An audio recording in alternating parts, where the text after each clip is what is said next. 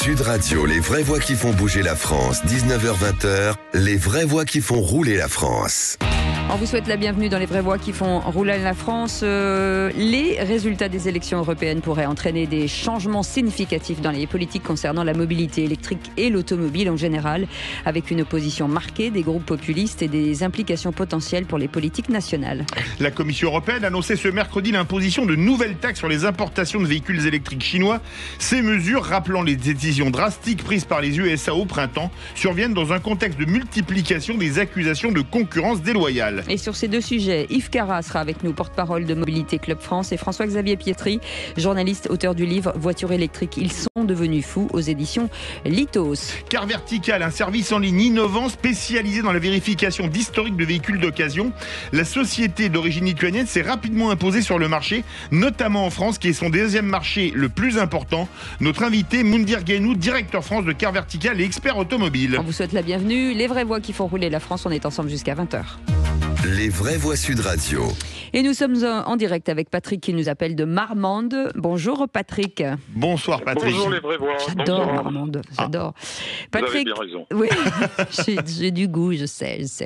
On est ravis de vous accueillir. De quoi parle-t-on, mon cher Patrick? Alors, mon coup de gueule, voiture électrique, double arnaque, +1, danger. Ah. Et pourquoi donc? Alors, en premier lieu, la première arnaque, manne financière, les 45 milliards que récupère l'État sur les taxes de l'essence, on nous dit pas trop qu'est-ce qu'ils vont devenir. Alors si vous cherchez une raison pour laquelle ils veulent pas récupérer l'électricité et le prix de l'électricité en France, c'est parce qu'ils vont pouvoir faire une augmentation quand il y aura que des voitures électriques pour compenser ces 45 milliards. Et comme ça sera fait en Europe, on pourra rien dire. Ah bah c'est sûr que l'électricité va augmenter sur les voitures. Ah oui.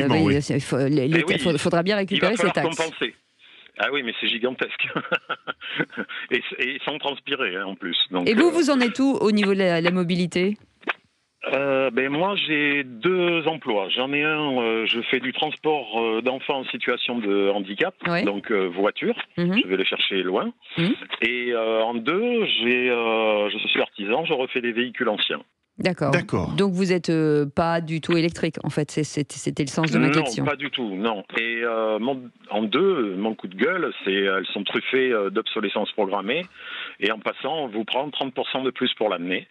Et le danger, c'est Monsieur Tout-le-Monde qui va vouloir envoyer les mains d'ici quelques années, quand il y aura plein de voitures électriques d'occasion. Parce que jusqu'à maintenant, tout le monde pouvait plus ou moins réparer et bidouiller sa petite auto. Oui. Et quand ils vont vouloir envoyer les mains, ils vont faire des étincelles. Donc danger. Voilà. Pour les gens qui n'ont pas trop de moyens, qui vont chercher à la bricoler, il va se passer des vilaines choses. Absolument. Écoutez, merci pour ce coup de gueule. Patrick, je crois que vous avez été entendu. De toute façon, on va en parler des voitures électriques, puisqu'on a nos invités qui arrivent dans quelques instants ont des choses à dire aussi, bien sûr, sur ce sujet. Merci beaucoup, Patrick, de nous avoir appelés.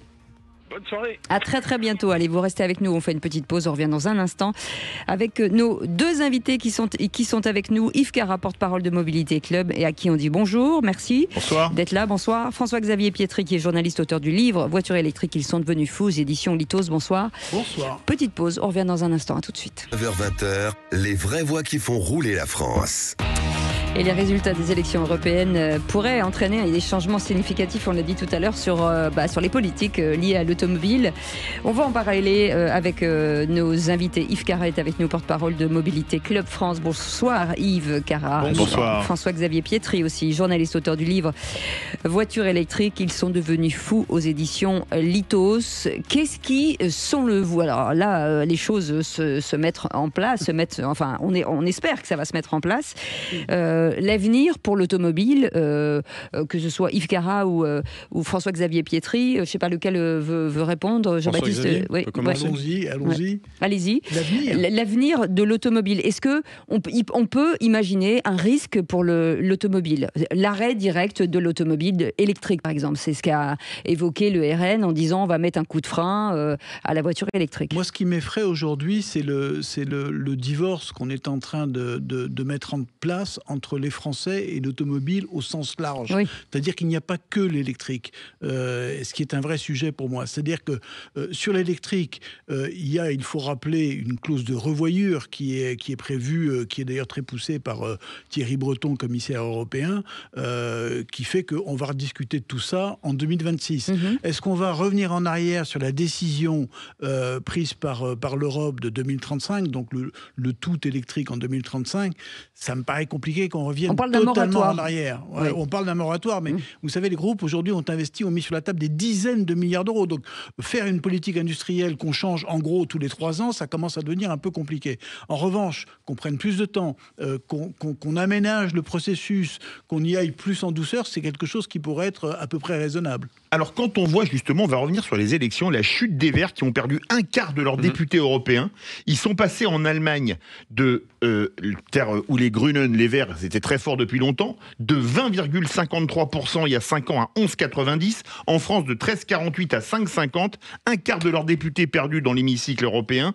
Est-ce que c'est pas la preuve que les partis anti-voiture sont en train de tomber parce que c'est quand même une chose importante pour les gens? Oui, tout à fait, Philippe. On pourrait reformuler ça en disant quelle est la part de cette décision, on va dire stupide, moi j'utilise le terme en 2035 de l'arrêt des moteurs thermiques, dans les résultats de ces élections. Je dirais indirectement, ça touche le pouvoir d'achat. Donc ça a impacté fortement la vie des Français.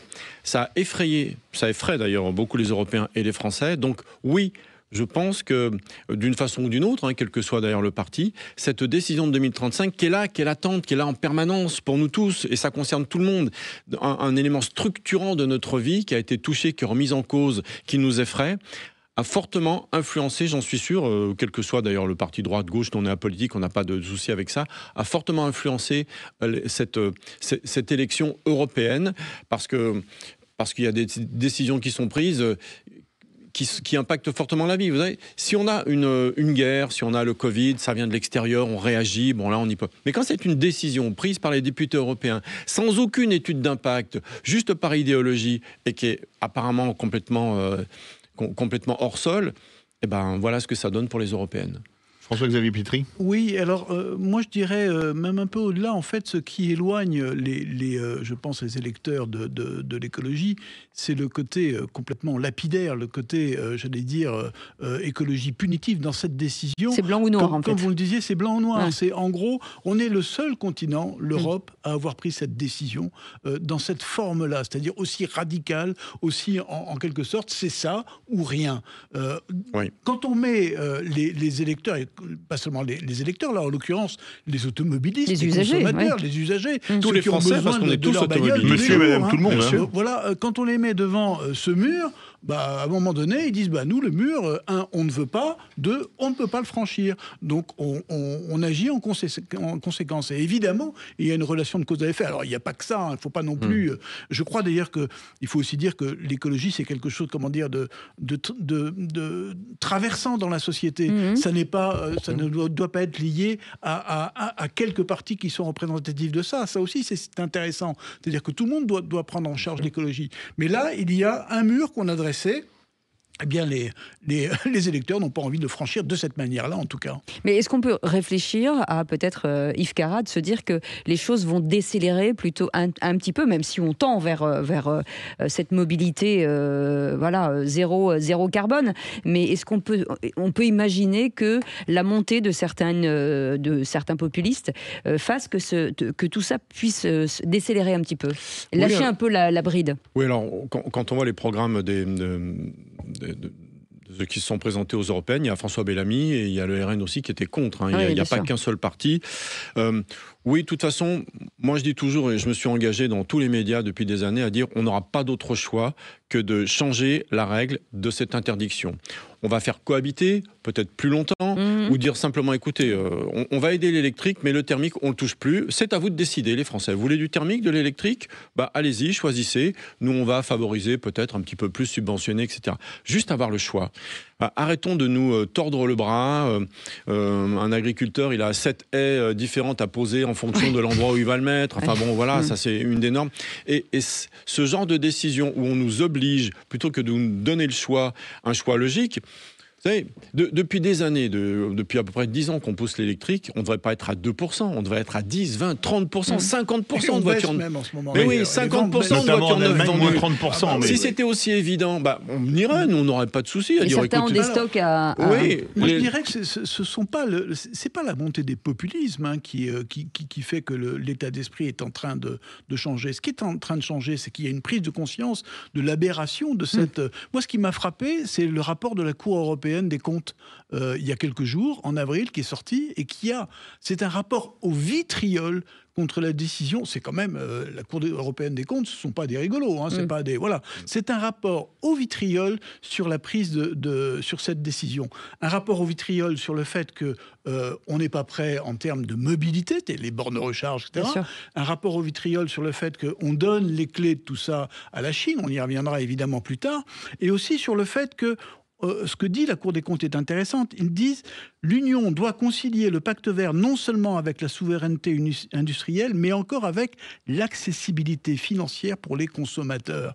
L'accessibilité financière pour les consommateurs. Et c'est là où ça pêche vraiment. Mais il ne faut pas se tromper. Je veux dire, à un moment donné, si on veut imposer une transition et qu'elle n'est pas possible pour les gens au quotidien, on n'y arrive pas. Est-ce que, quelque part, les mesures comme les ZFE, qui pénalisent gravement les classes populaires, expliquent le vote massif des zones périurbaines pour le RN, puisque celui-ci avait, en janvier 2023, posé une proposition de loi qui qualifiait les ZFE de mesures séparatistes. Et est-ce qu'on les discute ailleurs en Europe, les ZFE? Alors, on a reculé sur les sujets. On a bien reculé en France sur les ZFE, nous, à Mobilité Club France. Mais la proposition de loi n'a pas été adoptée, par contre. Oui, tout à fait. Alors, voilà, sur les ZFE, ça recule un petit peu partout. Et aucun organisme... Alors, c'est intéressant parce que c'est pas de l'idéologie de notre part, de tout le monde. On veut que la pollution baisse pour tout le monde. Et elle baisse dans les villes depuis 20 ans régulièrement, grâce au progrès des voitures. Mais en fait, tous les organismes qui mesurent l'air dans toutes les villes constatent effectivement que ça baisse, et c'est tant mieux, mais ne sont pas en mesure de dire si c'est grâce ou pas à quelques ZFE qui ont été mises en place dans différents pays. C'est ça le problème. Donc ça baisse, on le constate, il y a sûrement, c'est multifactoriel, mais c'est pas que la ZFE. Franchement, quand vous enlevez quelques centaines de critères, 4 ou 5, c'est pas ça qui va faire baisser considérablement la voiture, parce que en général, ces personnes-là viennent pas souvent en ville. Donc voilà, ça apporte pas grand-chose. Ce qui est intéressant sur les ZFE, c'est que en fait... on a commencé à confier le sujet à des élus. Et c'est à partir du moment où on a confié le sujet à des élus, en gros, on était en train de s'apercevoir qu'on allait vers une folie. C'est-à-dire, c'était les bonnets rouges de 2013 ou les gilets jaunes de 2018. On y allait tout droit. Et donc là, le gouvernement a eu un éclair de lucidité et s'est dit, on va quand même essayer de confier ça. À partir du moment où ce sont des élus de terrain qui se sont emparés du sujet, la donne a radicalement changé. C'est-à-dire que les ZFE sont quand même devenus aujourd'hui des zones de vigilance. C'est-à-dire qu'il n'y a plus d'obligation au 1er janvier 2025 d'appliquer des critères de restriction. La vigilance, pourquoi ? Parce que les émissions de gaz à effet de serre, et ça c'est l'autre sujet qui est quand même très intéressant, sur toutes les villes concernées, a baissé. Donc ça va mieux. Donc on a considéré, et là on n'est plus justement dans l'écologie lapidaire. On considère que ça va mieux. Donc si ça va mieux, bien on prend plus de temps. On va voir comment ça se passe. C'est la pédagogie qui a fonctionné. Voilà. Il reste Paris, il reste Lyon, il reste 2 ou 3 grandes agglomérations qui sont concernées, mais les 43, les 41 autres ne sont plus aujourd'hui des zones d'interdiction. Ce qui change tout. Mais elles sont contestées en Europe parce qu'il n'y a pas qu'en France. Oui, mais encore une fois, c'est dommage parce que tous autant qu'on est, quand on discutait, nous, Automobile Club Association, Mobilité Club France maintenant, dès le départ, on s'est dit, ça va pas marcher, c'est pas possible. Donc ils ont redonné effectivement la patate chaude aux élus, et là, les élus ont dit, attendez, à Nice, par exemple, le maire a dit, ok, je vais en faire une, mais je vais pas contrôler. Parce que c'était pas bien, mais c'est juste du bon sens. Voilà, il faut connaître le taux de renouvellement des voitures en France pour savoir que ça pouvait pas fonctionner, quoi. Mais on le dit, il y a quand même beaucoup de constructeurs aujourd'hui qui vont produire de la voiture électrique en gros parce que c'est le sens de l'histoire. Derrière, ça suit pas parce que même s'il y a beaucoup de bornes aujourd'hui, il y en a pas dans les immeubles, il y en a pas, enfin à part à la maison sur le territoire, il y en a pas autant que ça.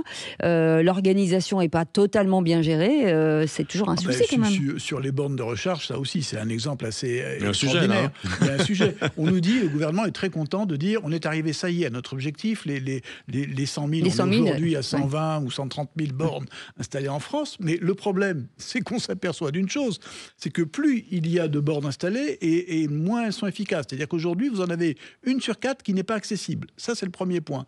Deuxième point, on s'aperçoit que sur les bornes installées, 85% sont des bornes de faible puissance. C'est-à-dire qu'en fait, c'est pas parce qu'il y a une borne installée dans un parking d'un supermarché que vous allez pouvoir charger votre bagnole en quelques minutes. C'est pas vrai. Non. Vous la chargez en plusieurs heures, comme à la maison. Oui. Donc en fait, il y a un décalage. Alors, comme il y a eu beaucoup d'argent public mis sur la table, tout le monde s'est mis à produire des bornes en se disant il y a de l'argent à prendre. C'est la bonne aubaine. Après, les contrats d'entretien, le suivi, les réparations, etc. Alors là, ça ne suit plus du tout. Donc on a, là aussi, d'ailleurs, c'est ce que met en exergue la Cour des comptes européenne.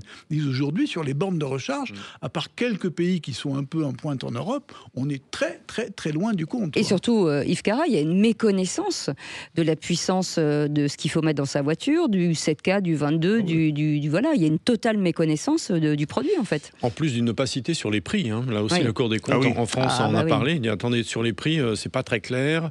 Alors, on va pouvoir payer avec une carte bleue maintenant quand c'est plus de 50 kilowatts, celles qui sont installées.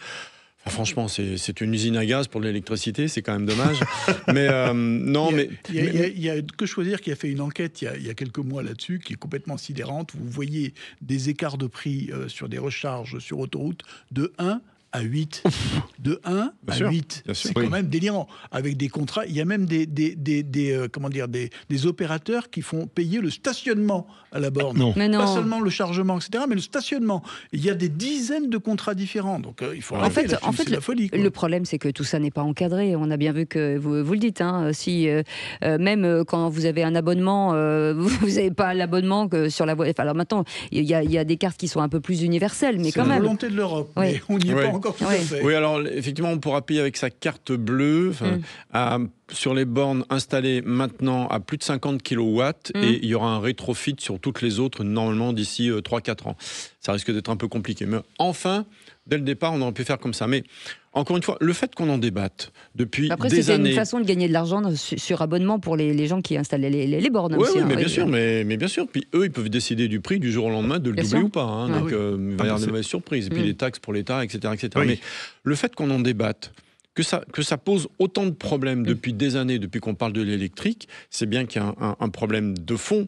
Et si l'électrique était la solution qui remplacerait le thermique, ce sera fait depuis longtemps, hein, parce que les constructeurs, ils ont toujours, vous le savez bien, Cécile, toujours travaillé sur différentes solutions.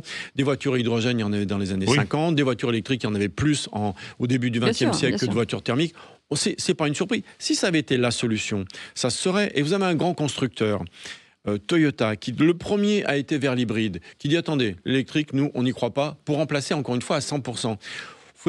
Il a vendu plus de 11 millions de voitures dans le monde, donc il est toujours en avance. Je crois qu'il faut faire attention parce qu'on parle des constructeurs européens, mais les autres, ils en vendent dans le monde entier, hein, c'est pas leur problème. Oui, on va faire de l'électrique, de l'hybride, tout le monde s'y met à l'hybride. Hein. Donc, le côté positif de tout ça, finalement, de ce désordre total, c'est que ça va amener un petit peu d'électrification, de l'hybride rechargeable, peut-être des voitures à batterie, pourquoi pas, de l'hydrogène. Mais on aurait pu le faire tellement d'une façon plus sereine que ce qui s'est passé là. C'est quand même dommage. Sauf que même les hybrides aujourd'hui, les entreprises, elles seront quand même taxées. Oui, bien sûr, elles sont taxées sur les... Mais oui, mais c'est tout l'absurdité de la chose. En fait, souvent... C'est-à-dire que dès que vous faites un pas, boum, ça tombe. En fait, quand la réglementation suit l'usage, pour organiser justement l'usage, les trottinettes. Prenons les trottinettes, par exemple. Les trottinettes sont arrivées, c'était une pagaille monstre, il a fallu un peu réglementer, on a suivi l'usage. Là, la politique a voulu devancer l'usage et la technologie. Ça ne fonctionne jamais comme ça. Historiquement, ça ne fonctionne pas. Allez, vous restez avec nous. Dans un instant, on reviendra sur ce qu'a dit la Commission européenne qui a annoncé ce mercredi l'imposition de nouvelles taxes sur les importations de véhicules électriques chinois. On en parle dans un instant avec nos invités. Sud Radio, les vraies voix qui font bouger la France, 19h-20h, les vraies voix qui font rouler la France. Et on est ravis de vous retrouver comme tous les jeudis entre 19h et 20h avec Philippe David et nos invités ce soir. Yves Cara, porte-parole de Mobilité Club, et François-Xavier Pietri, journaliste et auteur du livre Voitures électriques, ils sont devenus fous aux éditions Lithos.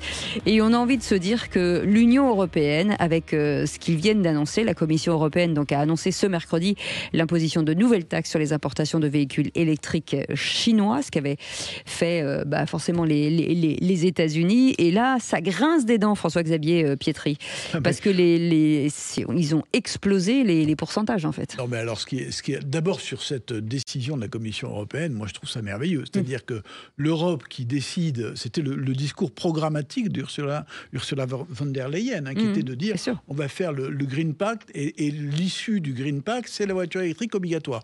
Et puis, 4 ans après, on se dit, tiens, zut, les Chinois aident beaucoup l'industrie, comme si on ne le savait pas. Ça fait 15 ans que le président chinois a décidé de faire de l'automobile le secteur qu'il faut pousser, et notamment sur l'électrique. Donc déjà, je trouve ça assez sidérant. Après, on arrive après la bataille. C'est-à-dire qu'on arrive avec les décisions européennes d'augmenter les taxes. En 38%. Gros, moment, oui, 38%. Enfin, ça dépend qui, c'est assez compliqué. Oui, c'est assez compliqué, ça dépend des constructeurs. Ça pourrait monter à 50 pour certains. 48, c'est-à-dire que le maximum, on arrive à 48% pour certains constructeurs. Mais ce qui est assez sidérant, si vous voulez, c'est qu'en fait, on va pénaliser des constructeurs qui sont déjà là, et puis surtout, qui sont en train de s'installer physiquement chez nous. C'est-à-dire que le sujet, c'est pas de limiter les exportations de voitures chinoises en France. Elles arrivent. Vous avez MG, par exemple, à fréter plusieurs bateaux qui sont chacun capables de transporter plus de 7500 voitures électriques. C'est monstrueux. Et ils sont là, ils arrivent. Ils sont d'ailleurs, vous voyez les ports européens, ils sont couverts de voitures chinoises. Avec certaines qui dorment depuis des mois. Voilà, et certaines qui dorment depuis des mois. Après, sur la nature de ces taxes, moi, je vais prendre juste un exemple. BYD vend sa voiture, c'est l'un des premiers constructeurs chinois. Un des premiers constructeurs chinois vend sa voiture chinoise en Chine, 9 000 euros, la Seagull. Elle va arriver en France à 20 000 euros. 9 000, 20 000. Vous croyez que c'est 30% de taxes qui va changer fondamentalement la donne ? J'en suis pas sûr du tout, mais pas du tout. Donc on est dans une décision qui est une décision qu'il fallait peut-être prendre, mais qui de toute façon est à petits bras et qui n'a rien à voir avec la décision américaine. Je rappelle, les États-Unis, c'est 100%.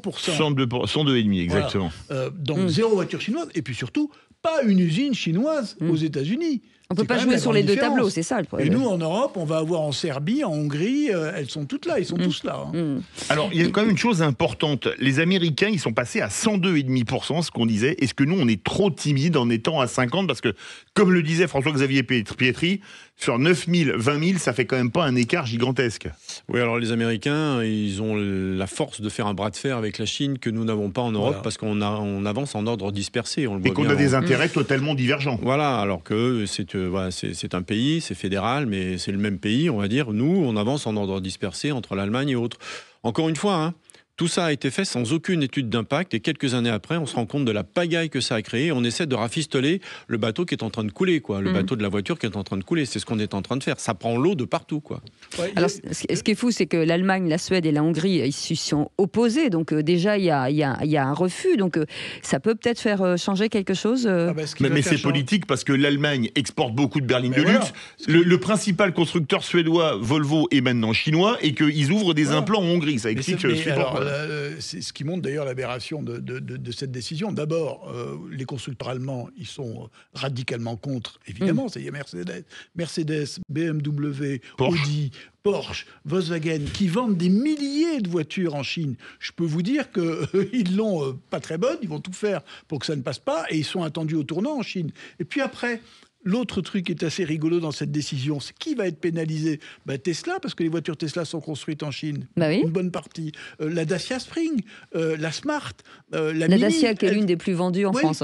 La Dacia, donc toutes ces voitures-là sont aujourd'hui construites en Chine. Donc on va mettre à des voitures de marque européenne des taxes qui les empêcheront de revenir chez nous. Enfin, je veux dire, parfois on a un peu l'impression de marcher sur la tête. Mais je crois qu'il ne faut pas trop les énerver, les Chinois, parce qu'au-delà du lithium et de tout ce qu'ils ont, j'ai lu un article très intéressant sur le graphite, essentiel pour les batteries, c'est 90% du graphite, c'est en Chine. S'ils s'énervent un peu et qu'ils qui ferment le robinet ou qui doublent les prix, on va pas être bien avec nos batteries quand même. Qu'est-ce qu'on peut imaginer, Jean-Baptiste, François-Xavier Pietri, pourquoi Jean-Baptiste, n'importe quoi. Ça lui va bien, Jean-Baptiste. Hein. C'est bientôt la Saint-Jean-Baptiste, c'est le 24 juin. Je donc, connais Jean-Baptiste Pietri, donc voilà.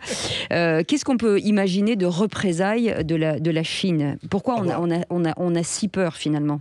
Les leviers sont considérables. C'est-à-dire que vous avez les leviers sur le secteur automobile, mais vous avez aussi le levier des prix de douane sur, par exemple, le cognac. Alors, il paraît que Xi Jinping a dit au président Macron qu'il ne toucherait pas au cognac. Mais il n'y a pas que le cognac. Il y a le champagne, il y a toutes les données, si vous voulez, qu'on exporte en Chine. Donc, le levier, il est considérable. Ce qui fait que les États-Unis peuvent avoir une position tranchée, c'est qu'ils n'ont... ils ont pratiquement bloqué la plupart des échanges. Il n'y a plus de problème, si je puis dire. Il y a beaucoup moins d'interpénétration que ce qu'il y a aujourd'hui entre l'Europe et la Chine. Donc les leviers sont très considérables. Puis il faut rappeler quand même, qu'eux, ils n'ont pas d'interdiction de vente de moteurs thermiques en 35, l'Amérique. Bien sûr. Donc c'est pas grave si ça continue comme ça, ils vont faire avec. Absolument. Et il y a quand même une chose importante, c'est quand même une usine à gaz, parce que les droits compensateurs, ce serait 17,4% pour BYD, 20% pour Geely, 38,1% pour SAIC. On a l'impression de lire un oral de l'ENA. La réalité, c'est que ils sont déjà là. C'est comme les envahisseurs, vous savez, que le petit doigt en l'air, ça y est, ils sont arrivés, ils sont déjà là. Gendarme et les extraterrestres. Ouais, il y avait aussi ça. Non mais voilà, BYD arrive avec des milliers de voitures, ils sont là. Il faudra bien les écouler. J'étais à Reims là, il y a quelques jours pour une émission. 20 secondes. Et il y a pas mal de personnes qui avaient des voitures électriques. Pourquoi? Parce qu'ils avaient des voitures individuelles. Et ils avaient quoi, les voitures chinoises? Parce que c'était les moins chères. Mais voilà. Allez, on y est, ça y est, Restez avec nous, puisque Car Vertical, je ne sais pas si vous connaissez, un service de ligne innovant spécialisé dans la vérification d'historique de voitures d'occasion. Moundir Guennou est avec nous, directeur France de Car Vertical. Et on vous expliquera, on va vous donner plein d'informations dans un instant. Allez, à tout de suite. France, 19h-20h, les vraies voix qui font rouler la France. On est ensemble avec Philippe David jusqu'à 20h. On a gardé Yves Carra, porte-parole de Mobility Club. Parce qu'on j'y reste. François-Xavier Pietri aussi, on l'a gardé, journaliste, auteur du livre Voitures électriques, ils sont devenus fous, aux éditions Lithos, qu'on vous conseille de lire parce que c'est très intéressant. Et puis notre invité Moundir Guennou est avec nous, directeur France de Car Vertical et expert automobile en studio. Et bonsoir, merci d'avoir accepté notre invitation. Et vous allez nous donner des conseils. Oui, alors, vous allez nous expliquer les précautions à prendre quand on achète un véhicule électrique d'occasion, parce que l'occasion, c'est quand même un marché important en France. Alors, quelle relation y a-t-il entre le kilométrage et l'usure de la batterie du véhicule? C'est pas comme pour un téléphone portable, théoriquement. Alors, je dirais, c'est pas comme un téléphone portable, mais c'est pas non plus, je dirais, les critères qu'on utilisait ne sont pas les mêmes que pour un véhicule thermique. On sait que sur un véhicule thermique, en général, bien sûr, on va regarder le kilométrage, mais on va se dire, ça dépend si la personne a fait plus de routes ou plus de villes. Et donc, dans un cas, si elle fait plus de villes, même s'il y a moins de kilomètres, il y a une usure qui est forcément plus importante. En revanche, sur une voiture électrique, bien sûr, même si on sait que chez nous, elles ont à peu près une dizaine d'années, donc les premiers, on va dire les premiers vrais retours qu'on a sur certains modèles qui sont sortis en 2011-2013, on commence à avoir vraiment un marché de véhicules d'occasion qui se développe considérablement. Donc je dirais qu'un des premiers critères vraiment à regarder, c'est bien sûr le kilométrage, puisque le kilométrage, lui, va être aussi corrélé avec le nombre de charges de la batterie. Et donc, comme on sait qu'une batterie a une quantité, a un cycle de vie et un nombre de charges aussi, ça c'est quelque chose qu'il faut regarder. L'autre élément qui est aussi très important, ça va être bien sûr ce qu'on appelle l'état de la batterie, le SOH.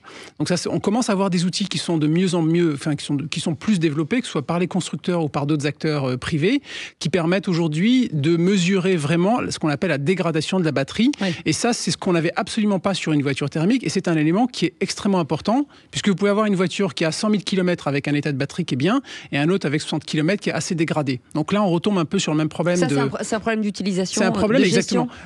Par rapport aux véhicules thermiques, là, évidemment, ce qu'on va regarder, c'est le nombre de charges et de décharges, la personne, comment elle a fait, comme exactement on le faisait sur un téléphone portable. Est-ce qu'elle le décharge et recharge très souvent? Est-ce qu'il y a donc on charge au maximum, au minimum? Donc tous ces éléments-là, ça va être vraiment des éléments dont aujourd'hui même les professionnels ne le mettent pas en avant quand ils vendent un véhicule. On voit les éléments majeurs, c'est-à-dire marque, année, modèle, kilométrage, mais pas vraiment l'état de la dégradation de la batterie. Oui. Oui, je voulais poser une question. Est-ce qu'on sait aujourd'hui quelle est la vraie durée de vie d'une batterie? Parce que c'est quand même tout le sujet. Je veux dire, un moteur thermique, on peut faire 200 000 sans problème. Mais même un million. Plus, maintenant. Oui, bien sûr. On peut aller très loin. Ouais. Non, mais on peut aller très loin. Et puis, si vous devez changer un moteur, vous en trouvez pour pas grand-chose d'occasion, etc. Là, c'est une compliqué. batterie, c'est 40% du prix de la voiture. Donc, est-ce qu'on a une idée? Parce qu'après tout ça est très neuf, très, très jeune. On achète un véhicule d'occasion qui a 10 ans. Si on doit se dire que sa batterie va être morte dans 2 ans, ça fait un peu mal. Hein. Ouais. Exactement. Aujourd'hui, comme je disais, on n'a pas assez de recul pour le voir. Néanmoins, ce qu'on sait, c'est que globalement, pour une batterie, bien sûr, si on la mesure avec une utilisation en Afrique, en Europe, ou en Europe du Nord, ou en Asie, les cycles la durée de vie ne sera pas la même, puisque ça dépend bien sûr de la dégradation, dépend en fonction de la météo, de la variation et de son usage. Donc, on sait globalement qu'une batterie aujourd'hui automobile, c'est de l'ordre de durée de 8 à 10 ans, c'est 1000-1500 cycles, voire 2000 cycles aussi. Je parle par rapport au type de batterie qui existe aujourd'hui, sachant que ça ne sera pas forcément valable, ou ça ne sera pas du tout valable dans 2 ou 3 ans, parce qu'on sait qu'on a des nouvelles générations de batteries avec d'autres types de métaux rares qui arrivent, ou avec ce qu'on appelle le solid state. Donc ça, c'est un autre type aussi technologique qui permettra d'avoir une meilleure autonomie, plus grande autonomie, meilleure durée de vie. Mais à ce stade-là, on est sur des cycles... Il n'y a aucun intérêt à acheter une voiture qui a 10 ans, quoi. Tout dépendra justement, tout dépendra l'usage de l'autre. Exactement. De l'usage l'usage de l'autre. De l'usage, du nombre de cycles aussi. Donc ça, c'est des critères aujourd'hui qui commencent vraiment à se mettre en avant et dont on dit vraiment au particulier de surveiller cet aspect-là aussi. Et Au-delà du kilométrage, bien sûr. Changer la batterie coûte une fortune, on est d'accord? Aujourd'hui, oui, ça coûte. Quand on peut le faire, c'est pas souvent prévu d'ailleurs. Oui. C'est pas prévu puisque c'est pas prévu parce qu'on va dire en fait le véhicule est construit autour de la batterie. C'est ce qui contribue aussi à sa rigidité, malheureusement. Là, il y a une grande arnaque en cours aussi sur les batteries. Vous avez des constructeurs qui ont des batteries qui s'assemblent, les cellules s'assemblent et peuvent se dissocier. Donc là, on peut changer une cellule ou 2 ou 3 ou 4. Et vous avez des constructeurs qui soudent toutes les cellules entre elles, et là, vous changez l'intégralité de la batterie. Et alors là, ça fait très mal. Est-ce qu'on sait combien de pourcentage d'autonomie on perd chaque année en moyenne? Non, au bout de 10 ans, est-ce qu'on peut dire qu'on aura de toute façon entre 20 et 30%? Alors c'est très difficile à dire pour une simple raison, c'est que bien sûr ça dépend si la dégradation elle est générale en fonction sur l'ensemble des cellules ou si elle est localisée par cellule. Comme vous disiez exactement, la plupart du temps bien sûr les cellules sont soudées les unes entre elles et c'est pour ça que, et ça c'est ce qu'on disait tout à l'heure par rapport aux assurances, ça c'est un élément qui est extrêmement important. Dès qu'il y a le moindre petit choc ou autre chose, le problème sur un véhicule électrique, on va considérer ce véhicule-là comme étant gravement accidenté ou non réparable, puisque les assurances aujourd'hui, même si elles remboursent, on va dire à valeur neuve ou récente sur un véhicule récent, elles ne veulent pas prendre risque. On n'a pas assez de recul pour l'observer. Et ça, c'est un élément qui est assez gênant. Et au bout d'un moment, les assurances vont dire stop, j'en ai marre, j'arrête de rembourser. Et parce qu'on n'avait pas les éléments et on ne pouvait pas s'amémuser à démonter pour vérifier l'état de dégradation des cellules. Alors visiblement, les voitures électriques sont moins impliquées dans des accidents, mais les réparations coûtent beaucoup plus cher en fait. Oui, exactement. Ce qu'on a vu donc, sur nos études par rapport à l'ensemble des rapports qu'on génère chez Car Vertical, c'est que globalement, la réparation, le coût est bien plus important aujourd'hui. Sur un véhicule électrique, et bien sûr après au-dessus on a le véhicule diesel essence, mais ça c'est un élément qui est très important. Mais comment on l'explique ça? Pourquoi? D'une part déjà il y a un manque de pièces sur l'ensemble des véhicules, on n'a pas un parc non plus trop conséquent, donc quelqu'un qui va mettre en place, un constructeur qui va mettre en place toute une structure pour pouvoir réparer, changer ses pièces. Il ne faut pas oublier qu'on compare 38 millions de véhicules en parc français aujourd'hui sur un parc aujourd'hui électrique d'à peu près 1 million de véhicules, 1,5 million. Enfin, moins de 2 millions de véhicules, moins de 2%. Donc ça veut dire qu'il faut qu'ils prennent des risques. Certains clients en Tesla attendaient une aile pendant plusieurs mois. Donc le véhicule est immobilisé inutilement. Pourtant, une aile, c'est de l'emboutissage. Hein. C'est pas très compliqué, c'est pas une pièce mécanique. C'est pour ça que j'évoque effectivement une aile. C'est l'emboutissage ferrage. Voilà. Donc ça, c'est aussi un élément en termes de logistique qui est assez gênant. Souvent, c'est pas forcément la batterie, ça va être vraiment les aliments autour. Mais un point important, la durée de la vie de la batterie, ça dépend de l'usage. Mais on disait un moteur thermique, on peut l'amener à 300, 400, 500 000 km. Un moteur électrique, ça a une vie quasiment infinie, comme il n'y a pas de dépôt, etc., théoriquement. Il y a moins de pièces. À partir du moment où vous avez... faut pas non plus oublier qu'une automobile, au sens large du terme, c'est un des éléments les plus complexes qui a été fait depuis un siècle, avec un nombre de pièces infini, qui est extrêmement important et qui a énormément évolué ces 30 dernières années. Donc partant de là, déjà, quand vous prenez un véhicule électrique avec beaucoup moins de pièces, puisque si vous enlevez la carrosserie, vous enlevez les éléments roulants et la batterie, il ne reste plus grand-chose. Il y a 350 pièces à peu près dans un moteur diesel et 70 dans un moteur électrique pour faire la relation. Oui, c'est vrai que ça change. J'ai Allez-y. entendu dire que quand on a une voiture électrique, à partir du moment où on a un accident, un choc, et que les airbags se déclenchent, l'assurance ne prenait plus le risque. En général, de réparer. exactement, oui. On On considère. Donc même parfois, c'est même avant même qu'il se déclenche. C'est-à-dire dès qu'il y a un choc, souvent un choc arrière, si elle va considérer que c'est parfois compliqué à réparer ou simplement d'expertiser. Parce qu'elle aurait joué, peut-être fui, peut-être prendre feu après, c'est ça pas forcément feu, c'est-à-dire que le feu étant la conséquence, la cause c'est que à partir du moment où il y a eu un choc, on peut considérer que les cellules, les éléments de contact entre les cellules qui sont soudés, comme on disait, aient pu se dessouder éventuellement. Ils ne vont pas s'amuser à contrôler chaque cellule, même si vous avez ce qu'on appelle un BMS, hein, la gestion de la batterie. Donc, ça a un coût très important que de se dire, est-ce que ma batterie au sens large a eu un impact? Et donc, je vais devoir tout démonter ou vérifier. Et donc, ça, le système le gère électroniquement, mais ce n'est pas encore fiable. Là, il y a des gens qui viennent de sortir de leur voiture en disant je vais prendre un taxi, ça vous dérange pas? Parce qu'il faut faire rentrer dedans. Les éléments s'améliorent, hein. Les éléments de contrôle aujourd'hui sont de plus en plus fiables. Ils n'ont pas un airbag japonais. Oui, c'est ça. Est-ce que finalement le véhicule, c'est la grande question, est-ce que le véhicule électrique aujourd'hui est la solution de remplacement du véhicule thermique, soyons clairs? Oui, pour moi, la réponse, elle est multiple, elle n'est pas binaire. Le remplacement dépend bien sûr de son usage. Ça dépendra aussi si on parle véhicule pour un particulier. Ça dépend si on parle d'un poids lourd ou d'un bus. Je pense qu'il faut pouvoir combiner différentes technologies en fonction des usages. On n'a pas parlé d'hybride, on n'a pas parlé non plus des véhicules, du rétrofit de véhicules, en se disant pourquoi ne pas non plus utiliser...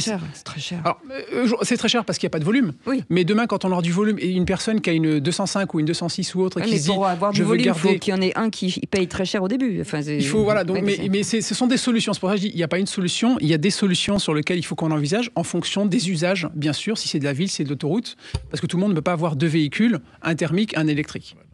Eh bien, merci beaucoup, messieurs. Merci Yves Cara, porte-parole de Mobilité Club France. Merci François-Xavier Pietri, journaliste et auteur de ce livre Voitures électriques, ils sont devenus fous, aux éditions Lithos. Merci beaucoup Moundir Guénaud, directeur France de Car Vertical, expert en automobile. Merci mille fois d'avoir été avec nous. Merci Maxime, bien entendu, Maxime qui est toujours là, notre réalisateur.